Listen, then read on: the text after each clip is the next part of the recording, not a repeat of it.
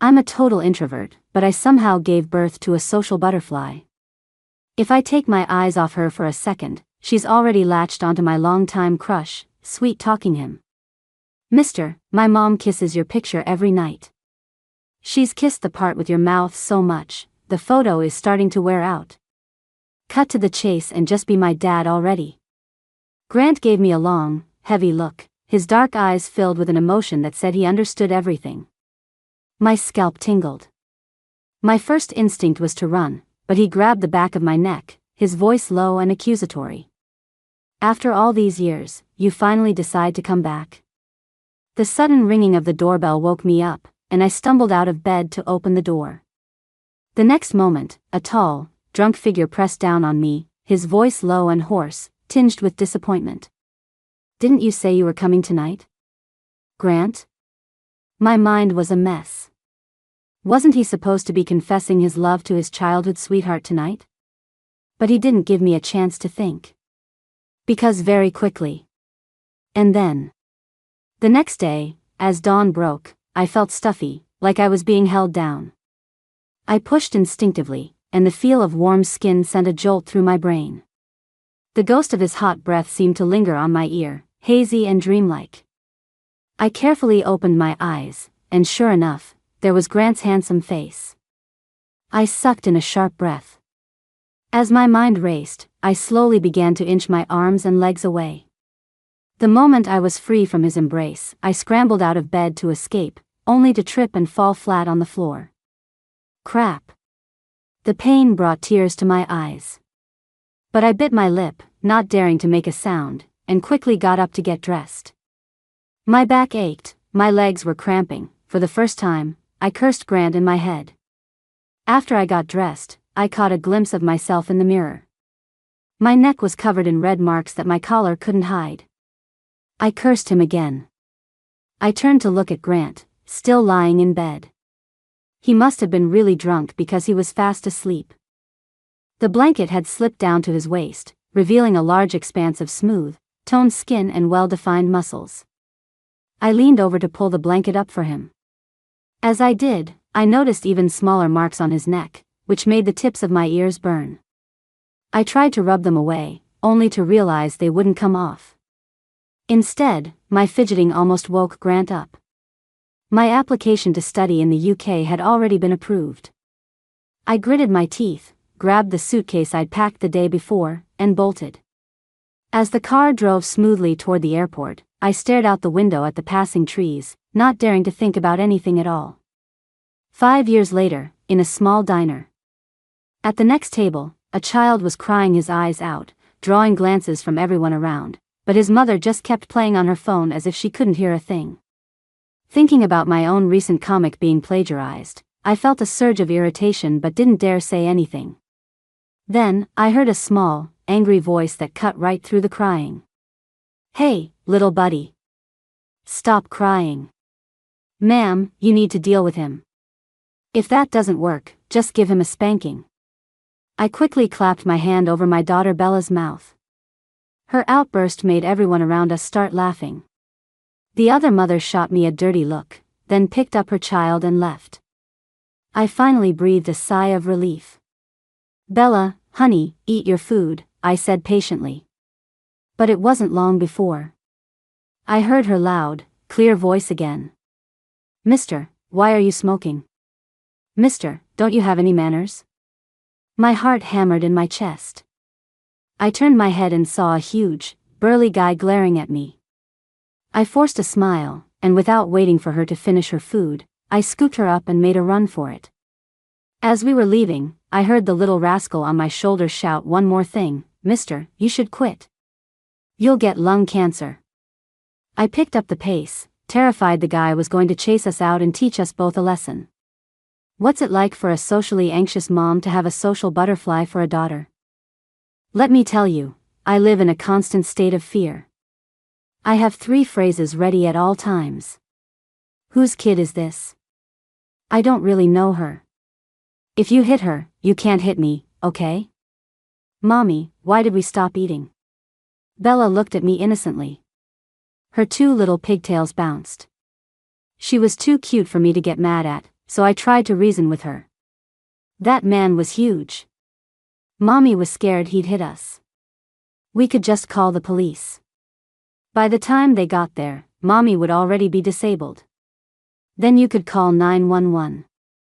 What if he killed me? I know this one. I saw it on TV. You have to call the funeral home and the insurance company. You made me the beneficiary, Mommy. Just be quiet. I honestly have no idea how an introvert like me and a cool, stone-faced guy like Grant could produce such a clever, extroverted chatterbox. We arrived at the Sterling Tower. It was bustling with people, so I put Bella down and held her little hand tightly. She patted my hand like a little adult. Don't be nervous. I'm afraid you'll get lost, I said, trying to save face. The little rascal pouted but didn't argue, pulling me toward an empty elevator. I followed obediently while pulling out my phone to find the address my editor sent me. What can I say? I have no sense of direction. The sound of many footsteps approached from a distance.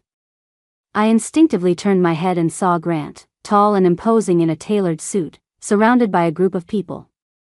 He was wearing a sharp black suit, and even standing still, he had an undeniable presence that drew everyone's attention. I froze for a second, then quickly looked down.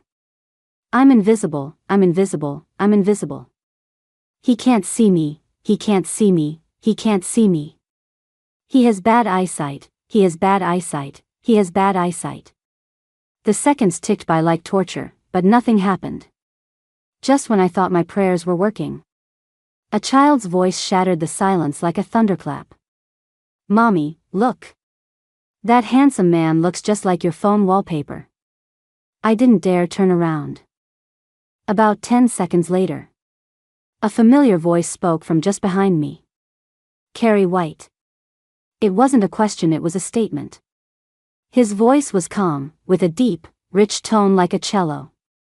There was no emotion in it, but it made my heart pound. I stiffened and turned around awkwardly. Oh, hey. Long time no see. The corners of his mouth lifted, but his eyes weren't smiling. Amazing you still remember me. I let out a couple of dry laughs. Just then, the elevator doors opened, and I grabbed Bella and hurried inside. Grant followed right behind us. I'd hoped that a crowded elevator would make things less awkward, but the doors closed and it was just the three of us. Okay, this is even more awkward. I couldn't find the button for my floor, and Grant hadn't pressed one either. But the elevator was going up.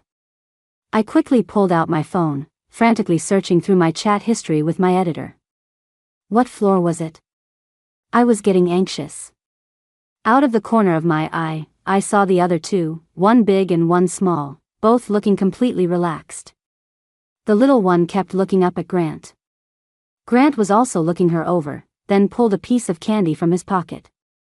Bella lit up like a Christmas tree. For the first time, she didn't even ask me. She let go of my hand and reached for the candy.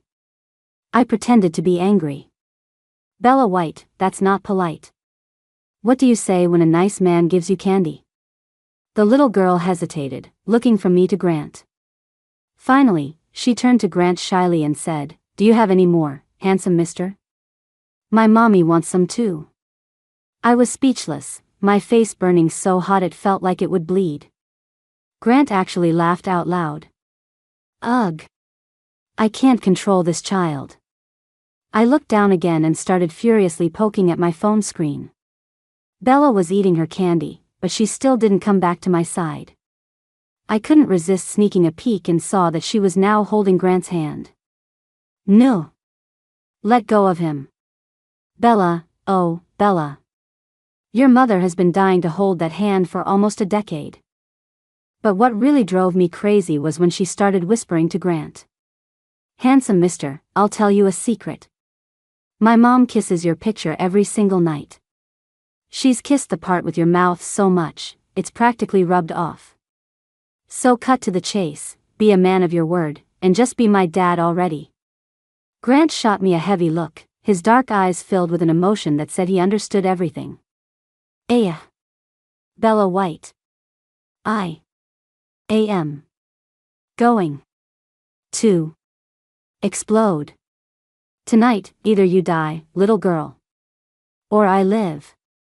If I don't spank your little butt raw when we get home, my last name isn't White. Grant was still staring at me, making my scalp tingle.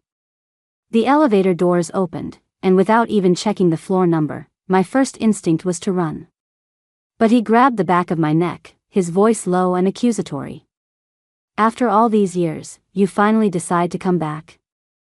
I stood there like a quail, unable to say a word. As the doors started to close, Grant stuck his long arm out to stop them. He pushed me out, then pulled Bella out with him. This isn't our floor, I whispered. You're in the chairman's private elevator. It doesn't stop on other floors. Keep up, he said flatly. No wonder it was empty. Grant took off his suit jacket and handed Bella a carton of milk. She looked at me with a gleeful grin, and I shot her a glare, silently telling her to shut up. I'm the lawyer for the Starlight, plagiarism and copyright infringement case. Oh. Then it hit me. But didn't you say this is the chairman's office? Then He gave me a cool look but didn't answer. I sat stiffly on the sofa, not daring to ask any more questions. Let's talk about your problem, Grant said, loosening his tie, all business. Okay, right. So, over 300 of my original drawings were. He cut me off before I could finish. Is this your daughter? You got married. Why wasn't I invited? His expression was incredibly cold, his lips pressed into a thin line. Oh, that kind of problem? I felt a pang of guilt and mumbled a noncommittal trying to figure out how to explain. I was a nervous wreck. But Bella, sitting next to me, took a sip of her milk and said boldly, Don't be mad, handsome mister. She didn't invite me either. I mean, would have if I could have. Grant's expression didn't soften. His gaze was intense as he continued, What did she mean by all that? Are you planning to have an affair? I was still trying to think of an answer. The little rascal next to me raised her hand with a question. Handsome mister, what's an affair? Grant's lips tightened. It means your mommy being with me, he said seriously. The little girl nodded as if she understood, then looked at me earnestly. So, mommy, are you going to have an affair? Grant tapped his fingers on the table, a hint of nonchalance in his voice. I'd like to know that, too. Wait, what? To have an affair, don't you have to be in a relationship first? Answer me. Noticing I'd zoned out, Grant tapped the table again, impatiently. Nervously, I nodded without thinking. The man's face instantly darkened. Carrie White, what makes you think Grant Miller would stoop so low as to be your side piece? I was so scared I started shaking my head frantically. No, that's not it, I mean. My denial didn't make him look any better. In fact, his expression grew even darker and more unreadable. So what you're saying is, I'm not even good enough to be your side piece? I was about to cry. It was a lose-lose situation. I looked around desperately for my little hero, Bella. I found her plastered to the window, staring at a Ferris wheel in the distance. All I could do was force a pleasant smile. Can we just discuss the case? It's so hard to make a living, and with all the plagiarism, we're so broke at home. I tried to play the victim card, but Grant just crossed his arms and studied me, his message crystal clear. Don't change the subject. I quickly raised my voice. We're so poor we can barely afford to eat. Isn't that right, Bella? The little girl heard her name and turned around. After sizing up the situation, she put on her best puppy dog eyes and said pitifully, Mommy, I'm hungry. With Bella as my witness, my credibility shot up. Grant didn't press the issue. What about her dad? I mean, Grant paused, as if the words were hard to say. Your husband. Great. I just dug myself into another hole. I was so nervous I started to sweat. He doesn't make any money.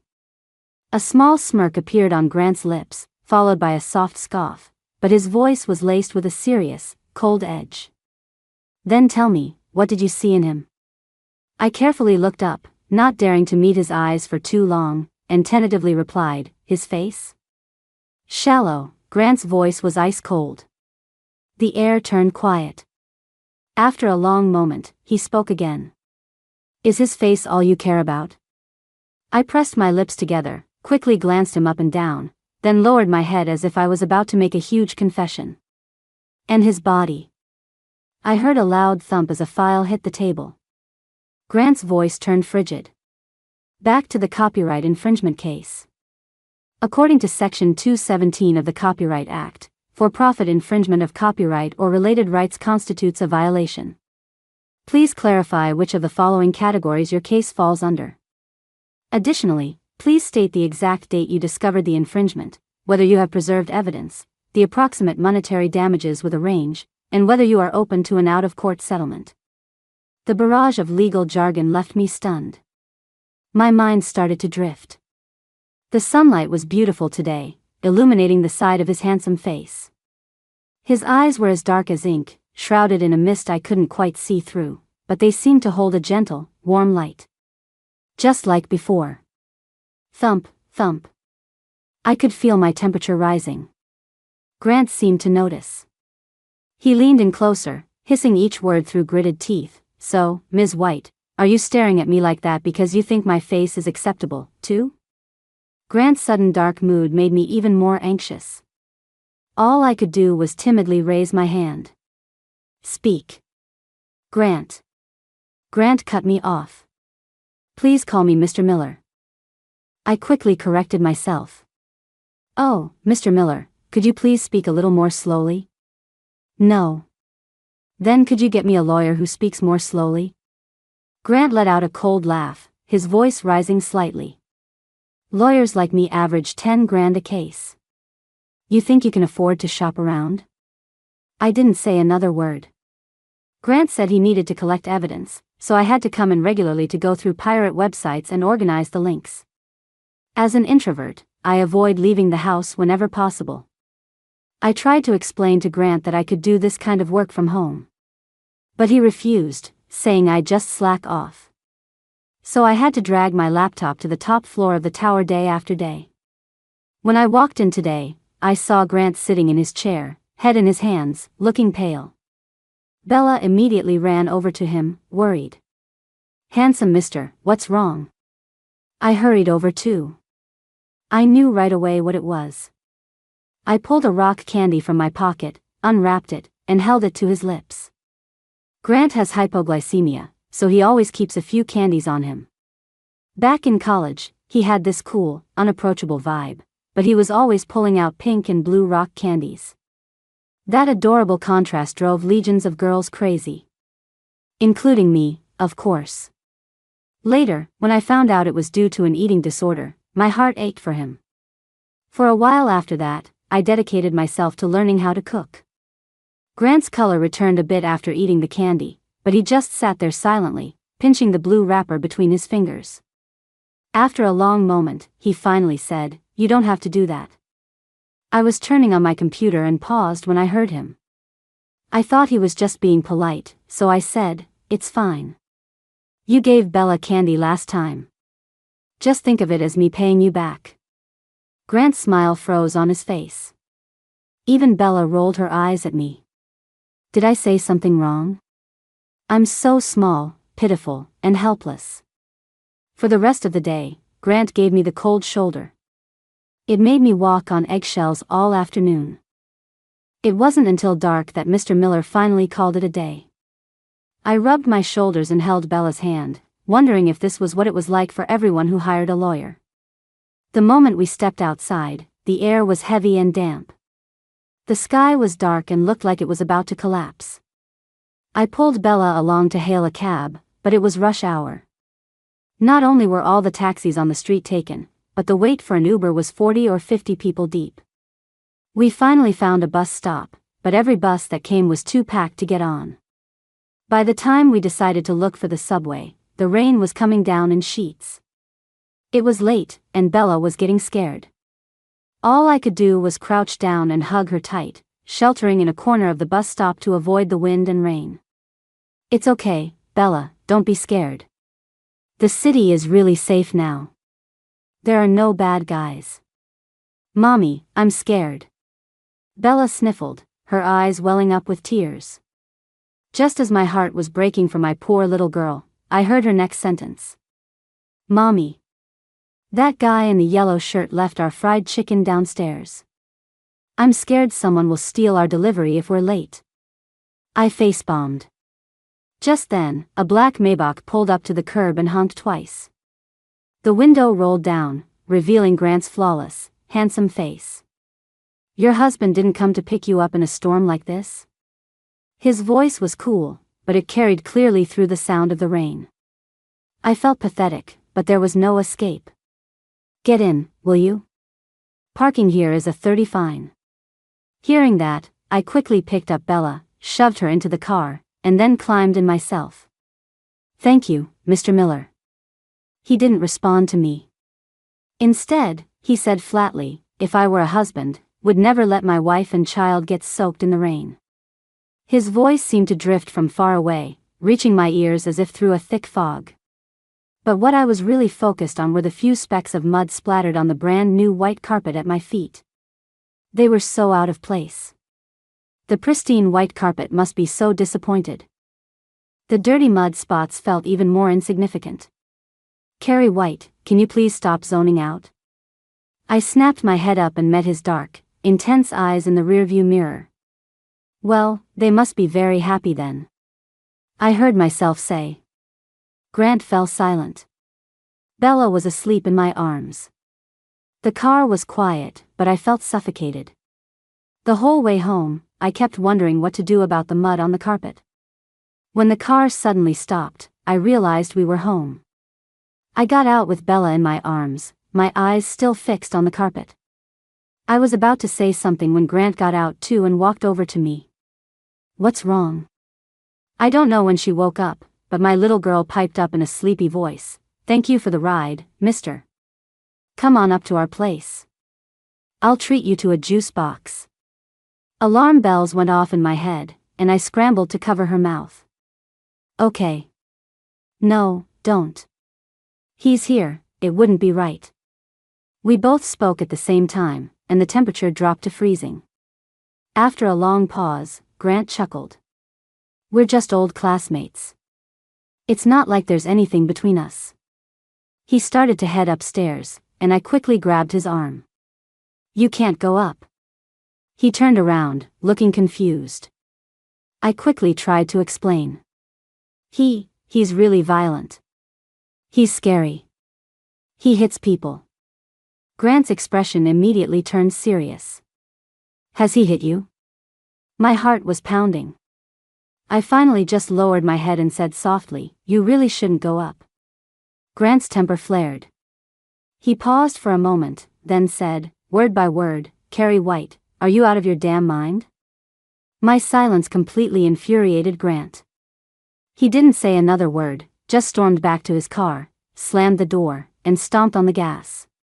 Bella, still half asleep, rubbed her round little face, completely bewildered. Mommy, why did you make the handsome mister think someone else lives with us? I put on a serious face. Your handsome mister is a lawyer. If he finds any clues, he might try to take you away from me. The little girl looked exasperated. Then why don't you two just get together? What do you know, you're just a kid. The divorce rate is so high these days. And your handsome mister is a lawyer. What if he fights me for custody of you? Isn't it better if you're all mine? Bella thought about it for a while and then concluded, Mom, you don't do much, but you sure do think a lot. Her words hit a little too close to home. Annoyed, I pointed to a corner downstairs and said coldly, look, your delivery wasn't stolen, but it's soaked. You can't eat it. The little girl burst into tears. That made me feel a little better. What I didn't say was that my love for him was so deep, so humble, so careful, that I didn't even dare to reach out and touch it. If you never have it, you can never lose it. If you never have hope, you can never feel despair. The next morning, I stared at the dark circles under my eyes in the mirror with a frown. I awkwardly tried to put on some makeup, hoping a certain someone wouldn't notice. But maybe my makeup skills were just that bad. The moment I got to the office, Grant stared at me for a long time. Finally, he said in a low voice, "Did he hit you?" I waved my hands awkwardly. No. It was hard to explain. Basically, it was my daughter's fault. She'd napped all afternoon in the office yesterday, so when we got home, she refused to go to sleep and insisted on watching TV. She was done with her little pink pig cartoons and wanted to watch a horror movie. Halfway through, she was sound asleep. I was so terrified I couldn't sleep all night. Of course, I was too embarrassed to tell Grant that, so I just let him think whatever he wanted. Before turning on my computer, I glanced at him. He looked very serious. The longer I sat there, the sleepier I got. My eyelids felt like they were glued together. My consciousness started to fade, and I fell asleep at my desk. When I woke up, I stretched my neck, and the suit jacket fell to the floor. I quickly picked it up and snuck a look at Grant, relieved he hadn't noticed. The man was a total neat freak. I stood up and stretched. Across the room, Grant was standing tall by the microwave while Bella stood beside him on her tiptoes, staring eagerly at her lunchbox. They both turned to look at me when they heard me move. I felt my face flush, embarrassed at being caught slacking off. I cleared my throat to change the subject. "Bella, did you finish your kindergarten homework?" Bella huffed, her little face turning red. "I forgot what I had to do. I took a picture of it on my phone. Mommy's just going to the restroom first." I yawned, wanting to splash some water on my face to wake up. But before I could even touch the faucet, something exploded in my brain. I rushed back out. Put down my phone. But it was too late. Grant was intently focused on the screen, while Bella sighed beside him. So many pictures of the handsome Mr.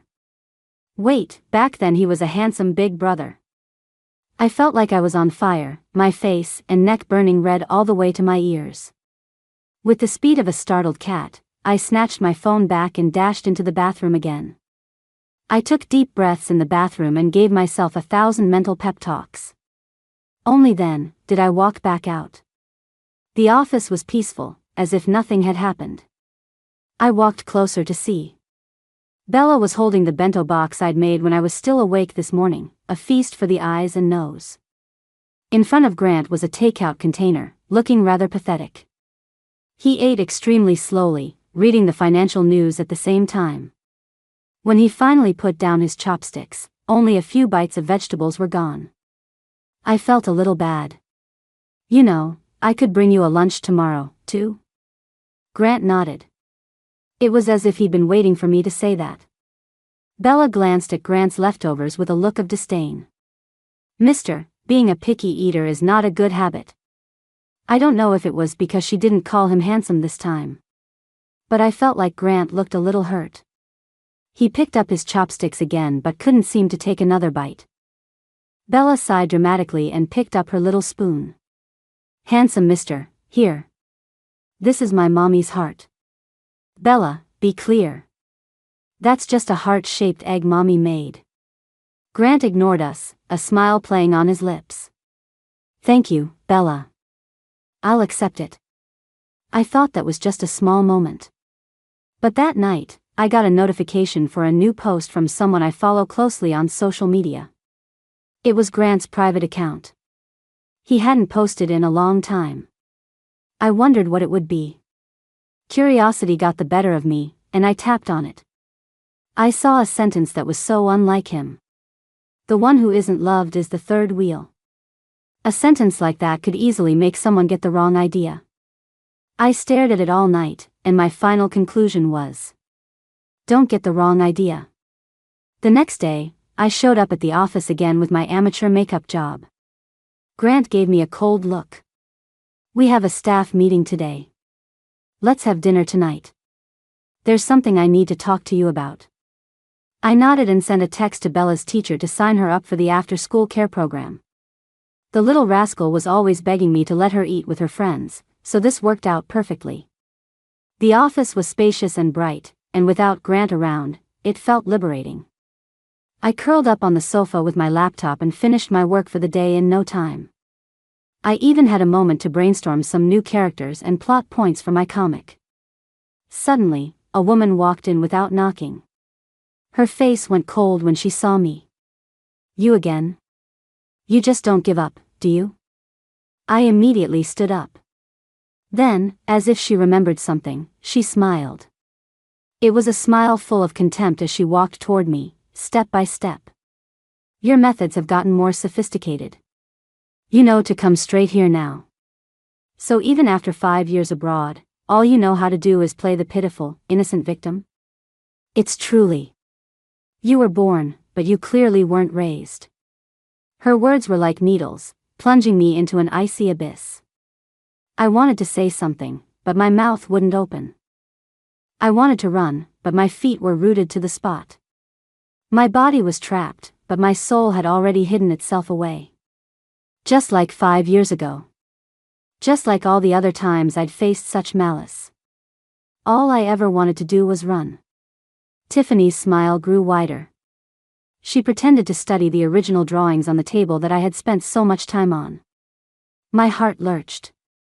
I instinctively reached for them, but she tore them to shreds in one swift motion. "Stop clinging to him, Carrie. We're getting engaged soon." Then she picked up the office intercom. "Ms. Lee, there's some riffraff in here. Could you please show them out?" "That's okay, I'll just..." I started to walk out, but she stopped me. "Wait, take your trash with you." She pointed her chin at the torn drawings on the floor. In that moment, the shame was overwhelming.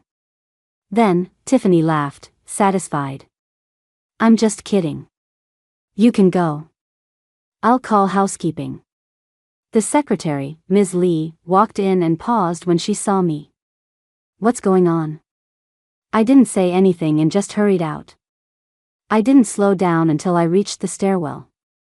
After a few deep breaths, my body finally stopped shaking. I grew up in an orphanage and was bullied a lot. There was another girl just like Tiffany who did things that were even worse. I couldn't fight back, and no one ever stood up for me.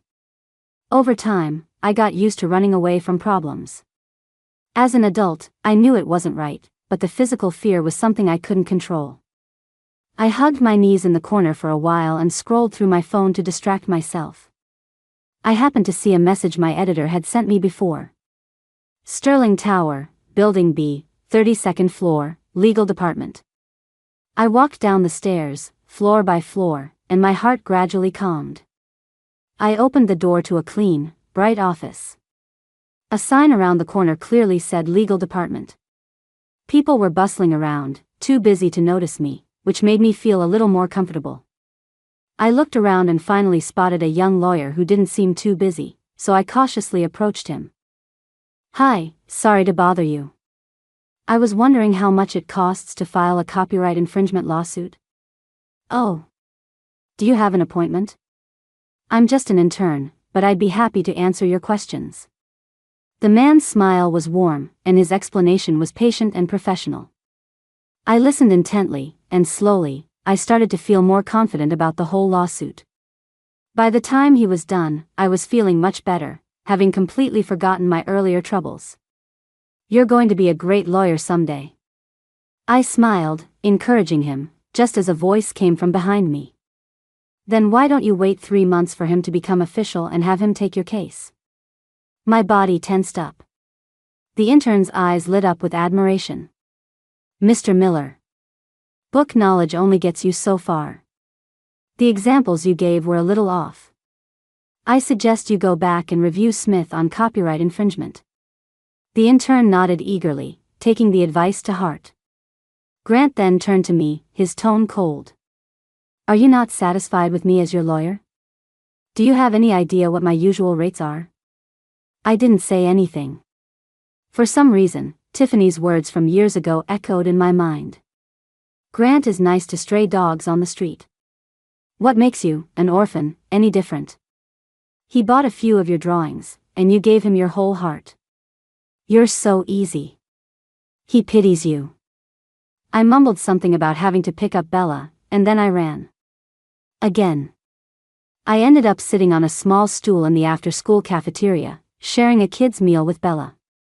As I ate without thinking, I suddenly realized. This feeling was exactly the same as when I left 5 years ago. But back then, I could run.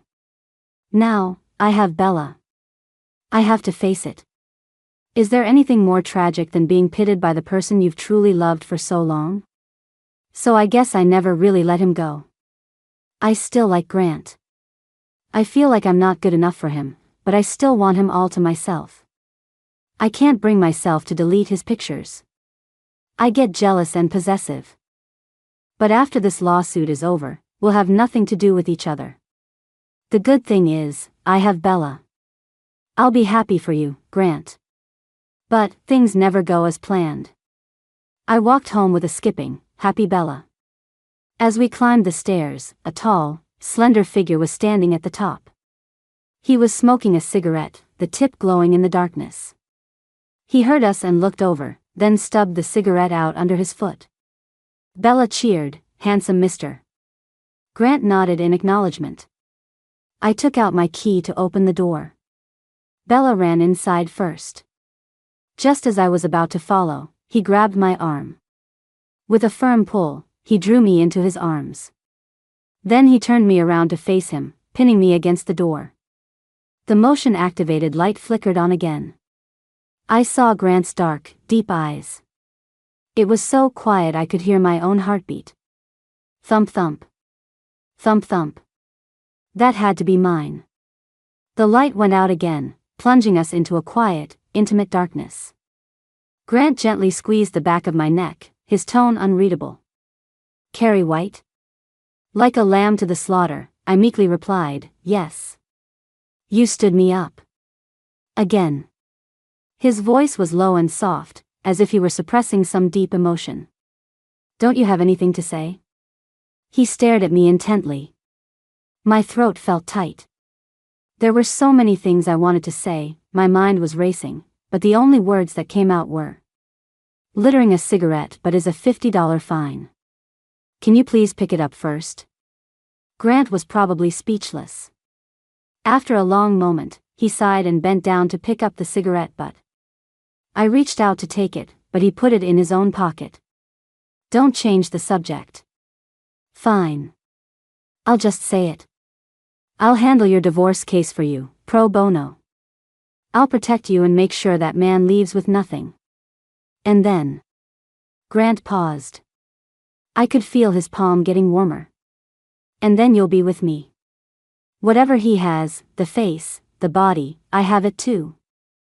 I don't know if it was his mesmerizing voice, but I felt like Grant was putting me in a trance.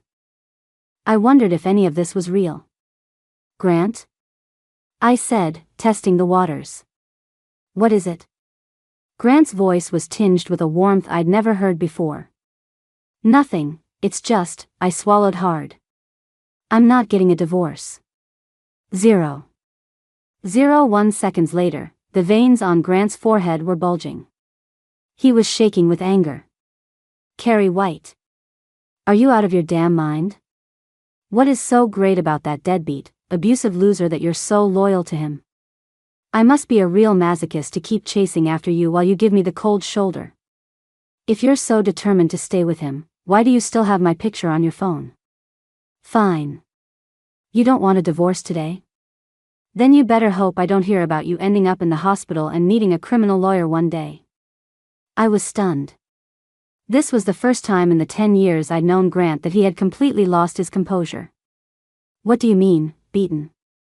I asked, confused. "Still pretending. You've been covering it up with makeup for days." "That's..." He cut me off coldly. "Don't bother explaining to me. I was being delusional. Your life has nothing to do with me. Even a saint has a breaking point, and even a rabbit will bite when cornered." I yelled back, "You're about to get engaged to that beautiful girl. Your childhood sweetheart. A match made in heaven. Why are you even bothering with me?" I don't need your pity. Grant froze. Wait, when did I get engaged? Still playing dumb. I let it all out, unleashing all the emotions I had bottled up for years. Tiffany told me. She said she's perfect in every way and I'm not good enough for you. She said you only help me because you feel sorry for me. And you've never once raised your voice at her. But you're always yelling at me. My voice got quieter and quieter until it was just a pathetic whimper. I was embarrassed to even hear myself. But the emotions were overwhelming. I couldn't stop them. A few tears even escaped. Seeing me cry, Grant panicked and started clumsily wiping my tears away. Why would you listen to anything she says? I don't raise my voice at her because I can't be bothered to talk to her at all. I yell at you because you don't listen. What pity. It's worry. Do you have any idea how much trouble you are? You're like a little rabbit. In school, I was always worried someone would bully you. Now I have to worry about your comic, your family. If I hadn't pushed for it, do you really think a small-time case like yours would have landed on my desk? Do you see how much I care about you now? His direct confession made my ears burn. My heart felt full, but I was also anxious. Grant took a deep breath, his voice softening. You being angry means you care about me too. So listen to me. Let's be together, okay? I couldn't stop the smile from spreading across my face, and I nodded without thinking. And then, get a divorce. I'll take care of you, and I'll treat Bella like my own daughter. My smile froze. Seeing my reaction, the light in his eyes faded. He said patiently, "Is there another problem?" I shrank back a little, timidly raising my hand. You have to promise not to hit me when I tell you. Grant's eyes were fierce. After a long moment, he bit out a single word, "Speak." I pressed myself against the door, clutching my pounding heart. It's just, I can't get a divorce. Because I was never married. The moment the words left my mouth, Grant's face turned ashen. He looked angry enough to murder me on the spot. You love that man so much? You'd have his child without even being married? I stammered, unable to speak. I was wondering if he would actually kill me for dropping 2 bombshells on him in one night. But Grant didn't give me time to hesitate. Who is he? Don't make me find him. I lowered my head, gritted my teeth, and said it. It's yours. That night, 5 years ago. Don't you remember? After a long silence, I heard him whisper almost inaudibly, so it wasn't a dream. What? I wasn't sure I'd heard him right. Suddenly, an intense, unreadable fire ignited in Grant's eyes. Then let's get married. You're crazy. But Grant just shook his head. We've already wasted 5 years. The air fell silent again. I think we both need to calm down. Give me a specific timeline. I don't know. Then before the court date next week. I didn't understand why Grant, who was always so logical and composed, was suddenly being so impulsive. But I didn't want him to propose just because of Bella. I didn't want him to regret it later. Besides, marriage is about 2 families. Grant's family was prominent and wealthy, they would never approve of me. I doodled with a pen, creating nothing but a mess of tangled lines. I heard footsteps outside the door again. Ever since the incident with Tiffany, whenever Grant was out, I would sit on the floor in the farthest corner with my iPad, drawing. That way, if anyone came in, would see them first. It was a middle-aged man. He had a strong resemblance to Grant. He must be the chairman. He scanned the room and his eyes locked on me. He was an elder, so I quickly stood up and walked over. I didn't know you were coming. Sit. He sat down on a nearby sofa, his expression stern. According to the usual script, he was supposed to hand me a check and tell me to leave his son. As I cautiously sat down, I was already imagining the number and how I would accept it. If it was enough for me to continue being a stay-at-home introvert for the rest of my life and raise Bella comfortably. Grant, I'm so sorry. But his first words were, when are you two getting married? How will you do it? Where? We need to discuss it. I swallowed hard and slowly replied, I don't have any parents. And we're not even sure we're getting married. I don't think I'm good enough for your son. The chairman snorted. You're Carrie White, right? I was surprised. You know me? I didn't want to, the chairman retorted, then his tone shifted, becoming lower. My son, Grant, is a prodigy who excels at everything. A man like that has never asked me for anything. His volume suddenly rose. But the year you left without a word, he actually begged me to use my connections to find you. My fault, I apologized instinctively. He frowned at me. Why are you so timid, like a rabbit? His tone softened a bit. Tiffany knew I was looking for you and came to me. She said some unpleasant things. I knew you dropped out of school, were unmarried and pregnant, and working as a waitress. I thought to myself, how could my son, my heir, grovel for a woman like that? I told him I couldn't find you. He spent the next week drinking himself into the hospital with a bleeding stomach. I thought he'd get over it, but he never forgot you. I've been keeping an eye on you. As soon as your case came in, I put it on his desk. Forgive me. I've worked my whole life for this, and I don't want my son to be deceived. I had no idea all of that had happened. Then the chairman continued, please, I'm begging you, old man to young woman, just settle this already. Everyone in our circle is whispering about whether he has performance issues. Even worse, some of the other CEOs get together and laugh at me, asking if he's into men. The chairman slammed his hand on the table, furious. The sudden shift was so jarring I could barely contain my laughter.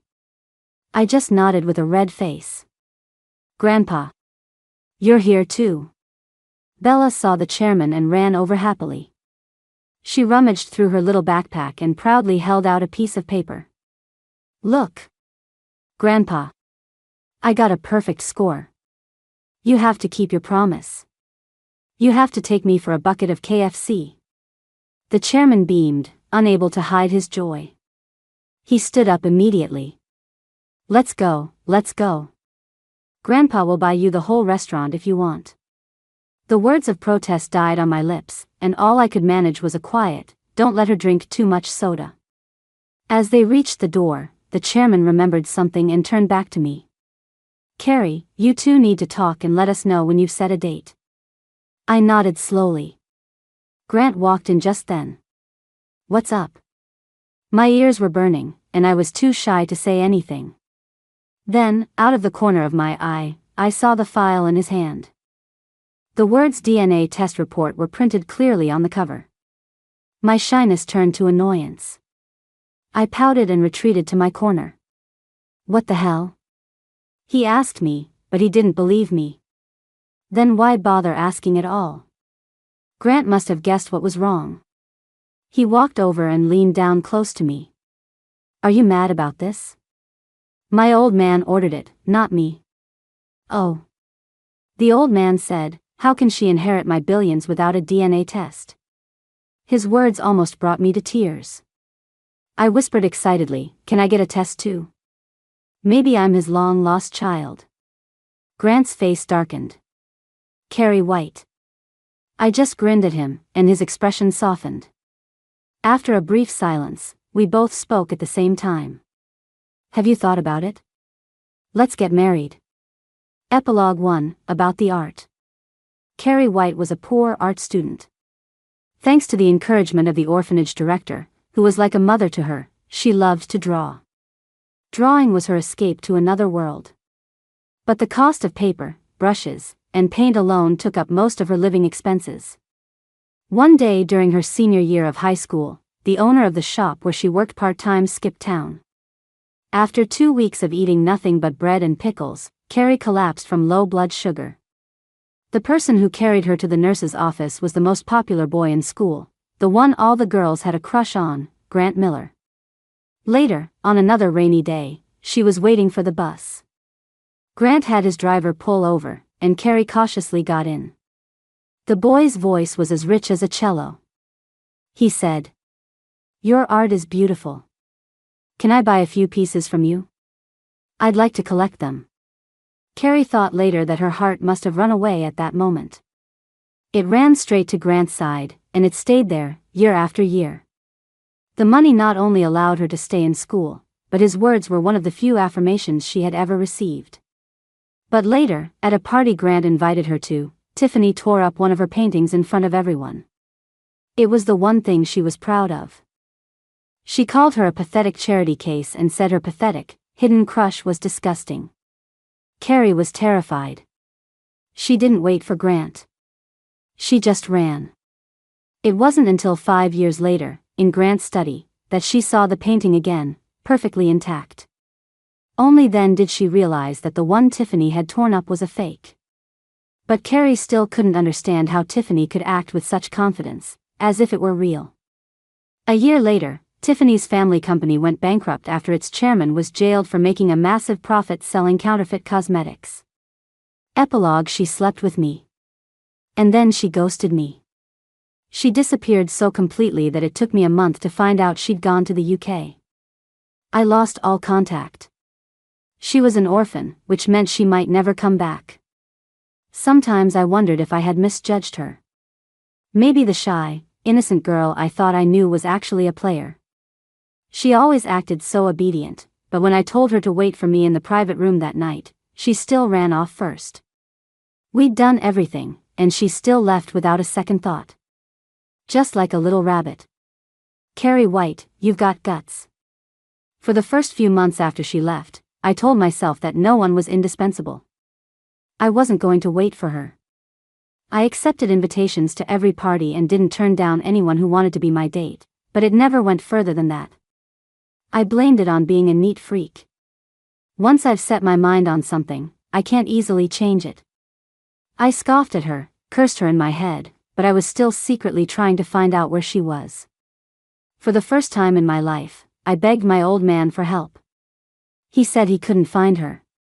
In a panic, I flew to the UK, only to be told by her school that she had taken a leave of absence. She wanted to study art there more than anything, and yet she dropped out. Her professor said, "It's common for Chinese students here to marry a local to get a green card." Fine. Just fine. I told myself, Grant, this is it. You have to let her go. The second and third years passed in silence. By the fourth year, I couldn't take it anymore. I fantasized that she might be following my social media. I found out later she only followed my private account. My colleagues in the legal department probably thought I was insane. I was posting on my public accounts about how dangerous the UK was while simultaneously snatching up every UK-related case that came through the door. By the time I took my 16th UK case, my suitcase was a permanent fixture in my office. I was just about to tell my assistant to book a flight when I saw a tiny, insignificant case file at the bottom of the pile. Comic copyright dispute, Carrie White. My heart started racing. I quickly flipped to the client photo. I couldn't help but gently touch the screen, and then I laughed out loud. She was a grown woman now and still using her student ID picture. Later, I finally saw her. She still had that habit of shrinking down and looking at the floor, as if that would make her invisible. But the little girl next to her was incredibly brave. Her eyes sparkled as she looked at me, even secretly beckoning me over with her finger. My emotions were a chaotic mess. Bitterness at the bottom, anger in the middle, and jealousy floating on top, so full it was about to spill over. This woman, Carrie White, was playing hopscotch with my feelings. One minute she's agreeing to have an affair, the next she's not. One minute she's talking about how handsome her man is, the next she has my picture saved on her phone. One minute she's feeling sorry for me and promising to make me lunch, the next she's refusing to divorce her abusive husband. Sometimes, I'd be reading legal statutes and dark thoughts would cross my mind. How could I make an abusive husband disappear without getting caught? And then have this little single mom and her adorable daughter all to myself? I was just about to start planning it out. And then Carrie tells me, she's not married. even with the mix of love and frustration. Looking back on it now, I know one thing for sure. The day Carrie White came back 5 years later was the day Grant Miller started living again.